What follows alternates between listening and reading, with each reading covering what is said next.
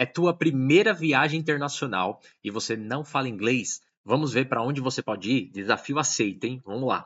O Lucas mandou, como vocês podem ver aí nos comentários, no comentário, na verdade, o Lucas mandou que ele quer fazer uma viagem internacional. É a primeira viagem internacional e ele não fala inglês. Então, para onde que ele pode escolher ir, né?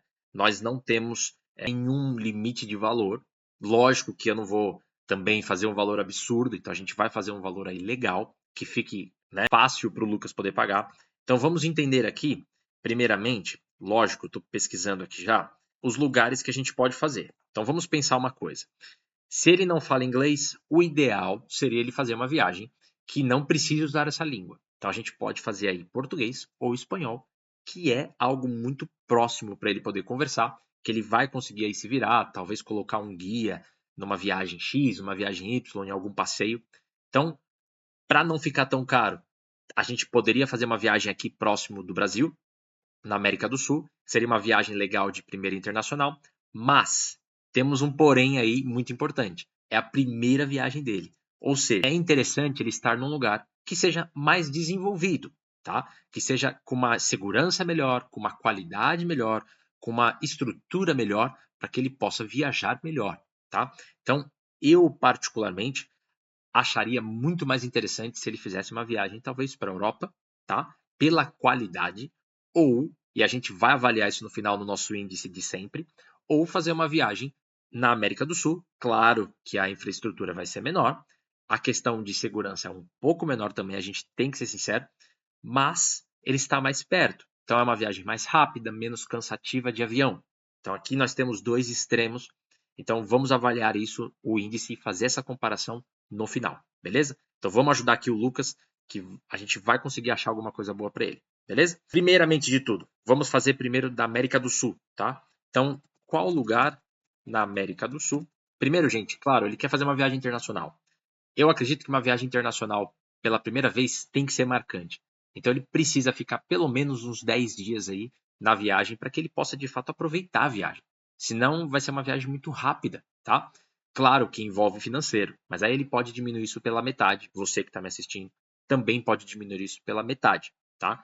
Então, todas as viagens que eu faço dessa forma. Então, eu vou supondo um pouco mais e vou cortando conforme a necessidade, beleza? Então, qual lugar na América do Sul pode aproveitar numa primeira viagem internacional de 10 dias? Então, gente, claro e muito importante, como eu sempre falo nos meus vídeos, o chat ele é uma ótima ferramenta, a inteligência ela é uma ótima ferramenta, mas não conte somente com isso para planejar a tua viagem. Você precisa de algo pensante por detrás que vai ter uma ideia e atualização de valores. O chat ele não tem valores atualizados. Claro, ele dá uma base muito próxima, mas os valores perfeitos atualizados, você precisa de alguém que pesquise, tá? Ou você precisa pesquisar. Por isso que a gente faz esses vídeos aqui para ajudar vocês, beleza? Então, vamos lá. Aqui ele fala Argentina, e faz muito sentido aí, no último vídeo, para quem não viu, falamos de Bariloche. Não vou dar spoiler aí de como que ficou, mas vocês vão ver lá, depois assiste aí. Então aqui a Argentina, especialmente Buenos Aires, muito bom para uma primeira viagem e eu concordo totalmente com o chat. É um lugar incrível para fazer de primeira viagem. Chile também é muito legal. O problema do Chile aqui é que você é uma viagem um pouco mais distante, talvez um pouco mais cansativa aí, tá? Peru, mesma questão. Colômbia, muito legal também, e Uruguai, tá? Eu, particularmente, conhecendo um pouco de viagem, eu acredito que aqui depende de duas questões: se ele quer fazer algo mais histórico ou não. Se for mais histórico, Lucas vai, né, para a questão do Peru aí, não tem jeito, é um local muito melhor para a história, tem lá um monte de local incrível, só que para custo-benefício geral aqui, para a gente comparar até com a Europa, inclusive, vamos focar na Argentina. Eu sei que, de novo, né, pelo segundo vídeo a gente está falando da Argentina, mas de fato entra dentro daquela questão e do filtro aí que vocês estão me mandando, beleza? Então vamos escolher a Argentina, tá? Só que hoje, obviamente, a gente vai ver Buenos Aires e não Bariloche, como foi no último vídeo. De novo, supondo aqui saindo de São Paulo, que é da onde eu sou, e é também um aeroporto grande, mais fácil de a gente cotar e olhar. E como sempre, né, enquanto estou pesquisando aqui, muito importante a gente entender que esse Skyscanner é um buscador maravilhoso e, como sempre, não é publi, mas é muito bom, gente. Podem usar que vocês vão gostar bastante. Primeiro, qual o melhor período de viajar para Buenos Aires? Vamos ver. Que fala primavera, entre setembro e novembro, e outono, entre março a maio. Então, como passagem sempre fica muito mais barato comprando antes, pelo menos aí 3 meses é uma urgência complicada, mas 6 meses já fica um valor legal, e mais que isso, melhor ainda. Então a gente vai pegar aí, como nós estamos em julho, eu vou pegar aí novembro, tá? Porque são 4 meses do dia de hoje. Então dá pra gente talvez pegar um valor melhor. Vamos ver. Então aqui, como vocês podem ver, as bolinhas verdes são datas mais baratas, tá? Vamos pegar então, primeiramente, muito importante, aqui ele fala, a gente pegou 10 dias, tá? Então tudo em Buenos Aires, né? Enfim, tudo próximo de Buenos Aires, 5 a 6 dias em Buenos Aires e o restante próximo, tá? Dá para fazer viagens bem legais, se ele assim desejar, lógico. Então vamos pegar aí 10 dias. A gente vai pegar do dia, deixa eu pensar o que fique melhor para ele, que seria 7, 8, 9, 10. Então fica verde a ida e a volta, tá? Então você pode fazer esse esquema de pegar o verdinho nos dois, fica mais fácil para você, beleza? Só um adulto, porque acredito que o Lucas vá sozinho. Então, vamos lá, vamos pesquisar. Enquanto isso, lógico, enquanto pesquisa aqui, a gente vai abrir, a gente vai abrir o Airbnb e vamos abrir também o Booking, certo? Então, duas plataformas aí, como a gente sempre conversa, não é publi, são ótimas plataformas. Inclusive aqui está a pesquisa de Santiago, né, do último vídeo. Então, vamos jogar Buenos Aires. Vou jogar aqui também Buenos Aires. As datas ficou do dia 17 a 27 de novembro. Então, mesma data aqui, 17 a 27 de novembro. Só um adulto, só o Lucas, né? Enquanto pesquisa aqui Buenos Aires, a gente vai jogar no Booking também. No Booking ele não está chegando em novembro, tá, gente? Então aqui eu vou me focar no Airbnb, por enquanto, que também é uma ótima plataforma. A gente usa só para uma média. E lembrando, o Airbnb é uma plataforma com mais casas, tá? Pessoas que disponibilizam casa na sua grande maioria. O Booking tem, em sua grande maioria, mais hotéis, mais pousadas, tá bom? Então aí depende muito do que você prefere. Eu gosto, como sempre, de ficar com as avaliações melhores, tá? Todas as viagens que eu faço é importantíssimo para eu evitar qualquer problema. Então aqui a gente vem dos valores, né? 1.700, 1.400, 1.500, 1.300.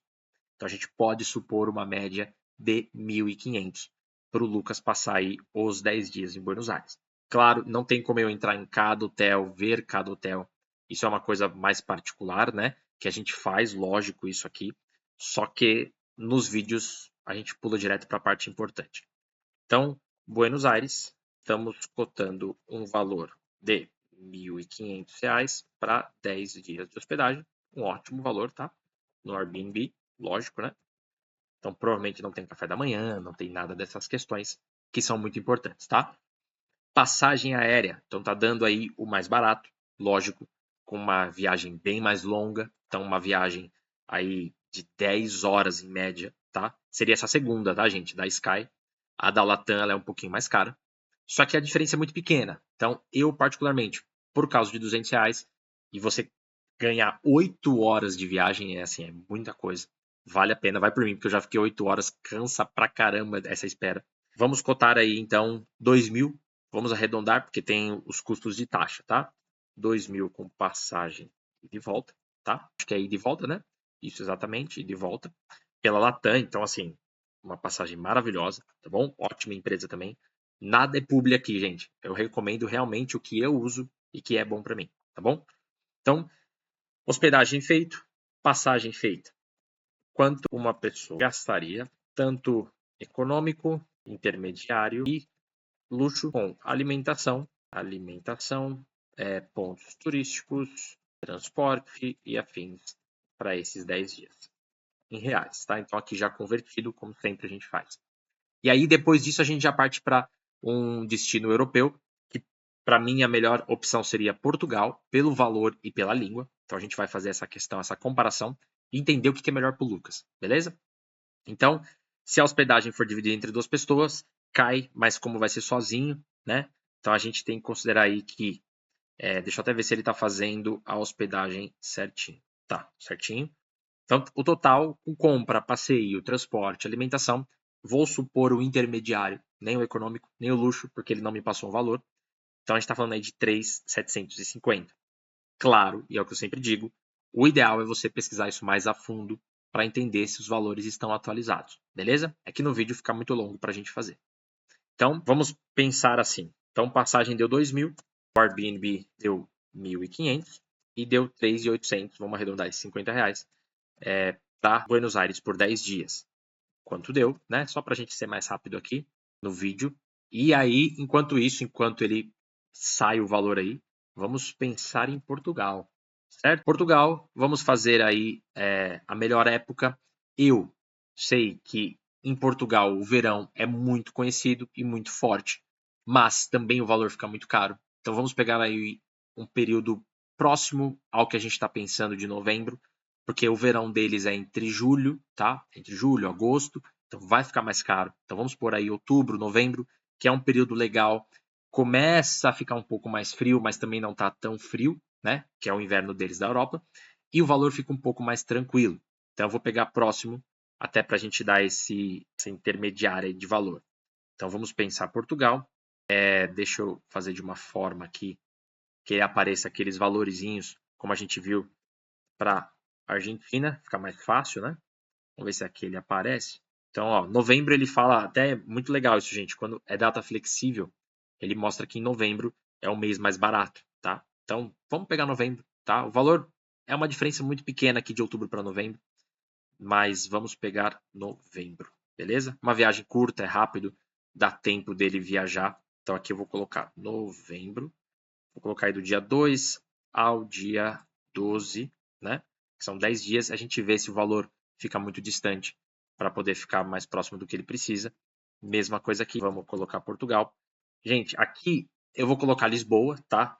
Lógico, a capital é o local mais famoso e mais legal para se visitar. Então, de novo, a data do dia 2 ao dia 12, beleza? Então, vamos ver aqui Lisboa, tá? O valor é um pouquinho mais alto, lógico, né? Que é a capital. Então, vamos ver os voos e já vamos ver também aqui a hospedagem para o Lucas. Então, aqui, ó, tá dando uma média entre 2.000 a 2.700, então esse aqui é muito bom, né? E lá na Europa, gente, uma curiosidade legal, eu fui bastante para lá e tem muitos quartos compartilhados, em casas compartilhadas, tá? Às vezes o quarto é sozinho, mas a casa é compartilhada. Isso ajuda muito no valor. Então aqui é só quarto, né? Aqui é casa, por isso está 2.700, então é mais alto. Então eu vou supor aqui uma média de 2.500 para ser justo. Portugal, Lisboa, em comparação, está dando 2.500 de hospedagem, tá? E o voo está dando um pouco mais alto, lógico, né? Mais longe. Então, voo direto da Latam aí seria um dos melhores voos aqui da opção. Uma média de 4.500. Sempre chuta um pouco mais por causa das taxas. 4.500 o voo ida e volta para lá, para 10 dias e compararmos com Buenos Aires, tá? Outra coisa muito importante, então a gente precisa saber quanto gastaria uma pessoa sozinha. Lógico, né? Se é uma pessoa sozinha, para passar 10 dias em Lisboa de transporte, alimentação e passeios turísticos no geral, né? Vamos lá, e aí a gente já avalia as duas para ver qual que fica melhor para o Lucas viajar. E lógico, não é só o valor que a gente vai julgar aqui, como vocês já viram no outro vídeo, a gente julga outras questões interessantes. Então aqui está dando um total aí intermediário de 5.300, né? Então seria 5.400, na verdade, mais 2.500, mais 4.500. Quanto deu? Mesma coisa, a gente vai fazer a comparação. Então, está dando 12.400, Lisboa, Portugal, 10 dias. E está dando, quanto que deu lá a outra de Buenos Aires? Vamos ver aqui, 7.300. 7.300, praticamente metade, né? Buenos Aires, Argentina, 10 dias.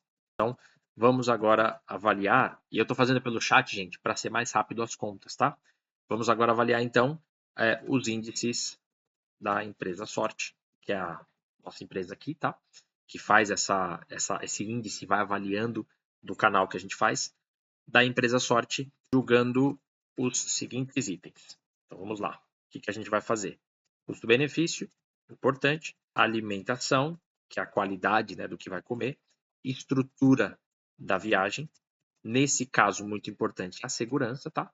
Mas aqui eu vou colocar estrutura da viagem junto com segurança, porque é a mesma coisa, tá? Nesse caso aqui. A alimentação, estrutura da viagem, o custo-benefício, a segurança, né? Junto. A passagem, lógico, né? Muito importante, que seria mais as horas de viagem, que isso faz uma diferença absurda para a pessoa, né? Então, custo-benefício, alimentação, né? Que é a qualidade, estrutura da viagem, segurança, passagem e a questão da história do local em si. Então, ou seja, pontos turísticos, né?